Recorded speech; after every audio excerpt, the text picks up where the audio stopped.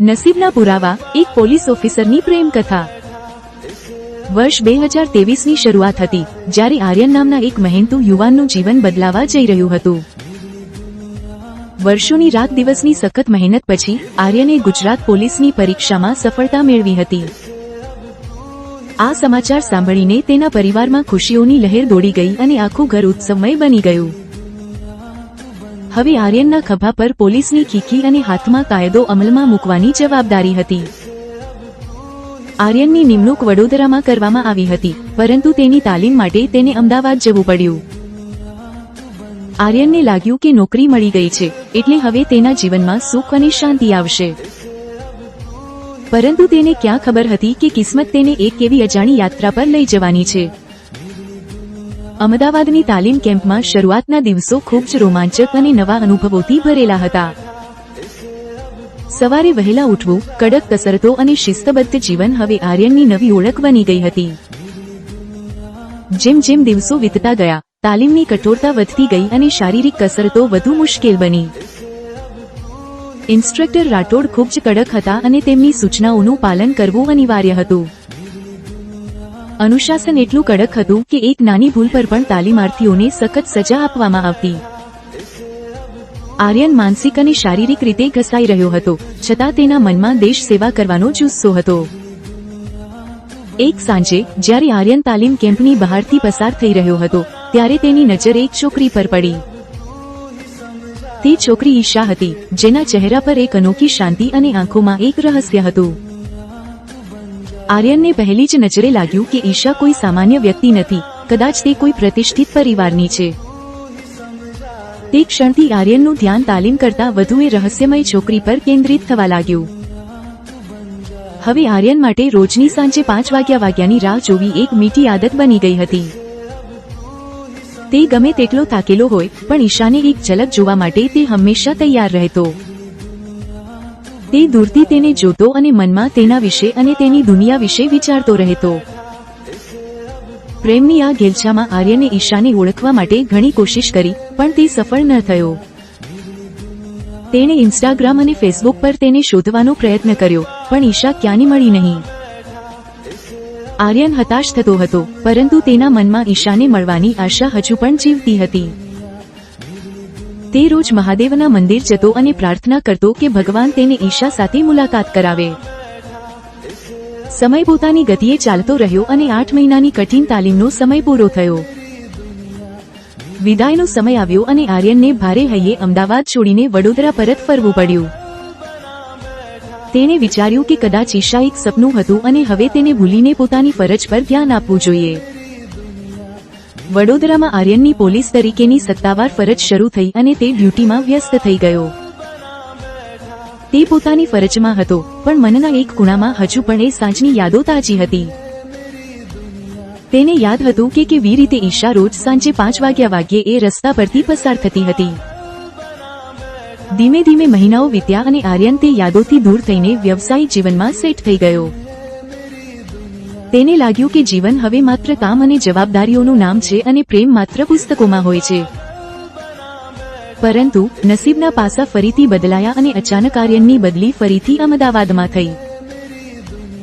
નવાઈની વાત એ હતી કે તેનું પોસ્ટિંગ એ જ વિસ્તારમાં થયું જ્યાં તેણે તાલીમ લીધી હતી। જ્યારે આર્યન ફરીથી એ રસ્તાઓ પરથી પસાર થયો, ત્યારે તેના હૃદયના ધબકારા વધી ગયા।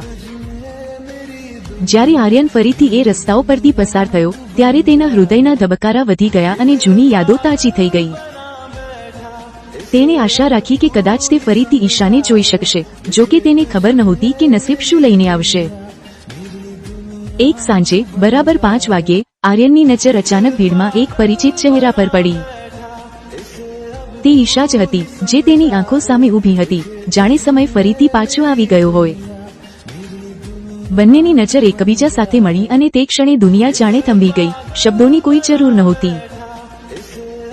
આર્યનને લાગ્યું કે મહાદેવ તેની વર્ષોની પ્રાર્થના સાંભળી રહ્યા હતા અને તેને તેની મંજિલ મળી ગઈ છે। આ વખતે આર્યને ડર્યા વગર હિંમત કરી અને ઈશાની નજીક જઈને તેની સાથે વાત શરૂ કરી। ધીમે ધીમે તેમની વચ્ચેની વાતચીત વધી અને તેઓ એકબીજાના જીવનના રહસ્યો જાણવા લાગ્યા। તેઓએ ઇન્સ્ટાગ્રામ પર એકબીજાને ફોલો કર્યા અને હવે તેમની વાતો ફોન પર કલાકો સુધી ચાલતી. ઈશાએ કબૂલાત કરી કે તે પણ તાલીમ દરમિયાન આર્યનને જોતી હતી, પણ તેની શરમાળ પ્રકૃતિએ તેને રોક્યો હતો. બંનેને સમજાયું કે તેમનો પ્રેમ એકતરફી નહોતો, પરંતુ બંને એકબીજા માટે જ બનેલા હતા. તેમનો પ્રેમ હવે એક નવી દિશામાં આગળ વધી રહ્યો હતો અને તેઓ ભવિષ્યના સપના જોવા લાગ્યા. પરંતુ ખુશીઓના આ વાદળ વચ્ચે અચાનક એક કાળું વાદળ આવ્યું જેણે તેમના જીવનમાં ઉથલપાથ મચાવી. આર્યનને જાણવા મળ્યું કે ઈશાના પરિવાર દ્વારા તેની સગાઈ બીજા કોઈ વ્યક્તિ સાથે નક્કી કરવામાં આવી છે. આ સમાચાર આર્યન માટે એક મોટા આઘાત સમાન હતા અને તે સંપૂર્ણપણે ભાંગી પડ્યો. તેને લાગ્યું કે નસીબે ફરીથી તેની સાથે રમત રમી છે અને જે ખુશી તેને મળી હતી તે છીનવી લીધી છે. ઈશા પણ ખૂબ દુઃખી હતી કારણ કે તે તેના પરિવારની ઈચ્છા અને પોતાના પ્રેમ વચ્ચે ફસાઈ ગઈ હતી. પરંતુ સાચો પ્રેમ ક્યારેય હાર માનતો નથી અને આર્યને નક્કી કર્યું કે તે ઈશાનો સાથ નહીં છોડે. તેણે ઈશાને મળ્યું અને તેને વિશ્વાસ અપાવ્યો કે તેઓ સાથે મળીને આ મુશ્કેલીનો સામનો કરશે. તેઓએ નક્કી કર્યું કે તેઓ પરિસ્થિતિ સામે લડશે અને એકબીજાના સહારે ઊભા રહેશે. આ મુશ્કેલ સમયમાં તેમણે એક શાંત અને કુદરતી મહાદેવના મંદિરને પોતાનું આશ્રયસ્થાન બનાવ્યું. મંદિરની શાંતિમાં તેમને માનસિક શાંતિ મળી અને તેમણે પોતાના પ્રેમની શક્તિ પર વિશ્વાસ રાખ્યો. તેમણે મહાદેવ સામે એક પવિત્ર વચન લીધું કે ભલે દુનિયા ગમે તે કહે, તેમનો વિશ્વાસ અટલ રહેશે. તેમણે નક્કી કર્યું કે દર સોમવારે ઈશા મહાદેવના મંદિરે જઈને ફૂલો અર્પણ કરશે.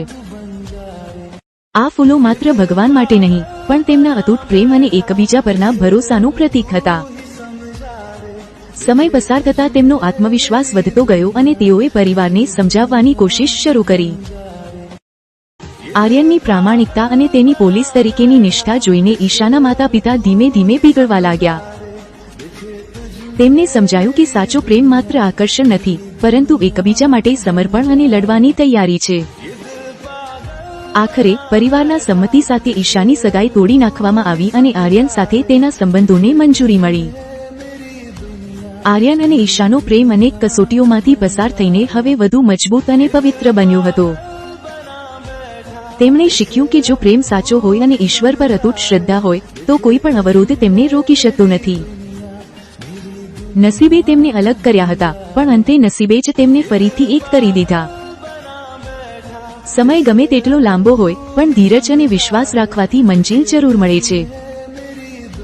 આજે પણ દર સોમવારે એ મંદિરમાં અર્પિત થતા ફૂલો તેમની અદ્ભુત પ્રેમકથાની જીવંત સાક્ષી પૂરે છે.